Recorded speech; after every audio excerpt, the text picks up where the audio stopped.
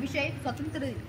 अनमोल योगदान दिले ज्यांनी भारतीय स्वातंत्र्यासाठी, अनमोल योगदान दिले ज्यांनी भारतीय स्वातंत्र्यासाठी, त्या सर्व वीरांना महापुरुषांना वंदन मी करतो। वंदन करून माझ्या प्राणप्रिय भारत, वंदन करून माझ्या प्राणप्रिय भारत मातेला मी माझ्या भाषणाला सुरुवात करतो।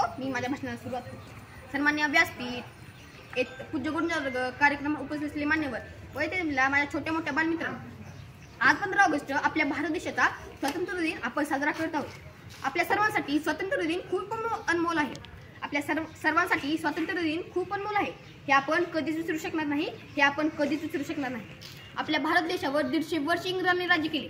150 वर्षाच्या काळात भारतीयांचे खूप शोषण केले, भारतावर खूप अन्याय अत्याचार केले। भारताला स्वातंत्र्य मिळवून देण्यासाठी अनेक शूरवीरांनी आपल्या प्राणाची आहुती दिली आणि अखेर इंग्रजांच्या गुलामगिरीतून मुक्त होऊन आपण स्वतंत्र भारताचे नागरिक बनलो। तो दिवस म्हणजे 15 ऑगस्ट 1947 होय। हा दिवस भारताच्या इतिहासात सुवर्णाक्षरांनी कोरला गेला आहे। म्हणून मला म्हणायचं वाटते, सर पर जिसके हिमालय का ताज है, पाव पखारे जिसके सागर विराजे। सर पर जिसके हिमालय का ताज है, पाव पखारे जिसके सागर विराजे। हम संतान है भारत माँ की, इसका हमें नाज है। भारत का जय घोष हो दोस्तों, स्वतंत्र दिवस आज। 14 ऑगस्ट 1947 रोजी पंडित जवाहरलाल नेहरू यांनी भारतीयांना संदेश देण्याचे भाषण केले। ते म्हणाले, सर्व जग झोपत आहे, आज मध्यरात्रीनंतर भारताच्या स्वातंत्र्याची पहाट होणार आहे। सर्वांना स्वातंत्र्याच्या खूप खूप शुभेच्छा। आपल्या भारत देशात अनेक जाती धर्माचे लोक गुण्यागोविंदाने राहतात। विविधतेत एकता हे भारताचे अनोखे वैशिष्ट्य आहे। म्हणून मला म्हणायचे वाटते, सुंदर है जग में सबसे नाम भी न्यारा है, जहाँ जाति भाषा से बढ़कर देश प्रेम की धारा है। निश्चल पवन प्रेम पुराना, वो भारत देश हमारा है। स्वातंत्र्य प्राप्तीनंतर भारत देशाने अनेक क्षेत्रात प्रगती केली आहे। विज्ञान, शेती, तंत्रज्ञान, आरोग्य, शिक्षण व वाहतूक अशा अनेक क्षेत्रात नेत्रदीपक प्रगती केली आहे। आज आपण येथे सर्वजण प्रसन्न मनाने हसतमुखाने बसलेला आहोत। पण आजचा सुवर्णमय दिन पाहण्याचे भाग्य आपल्यास लाभत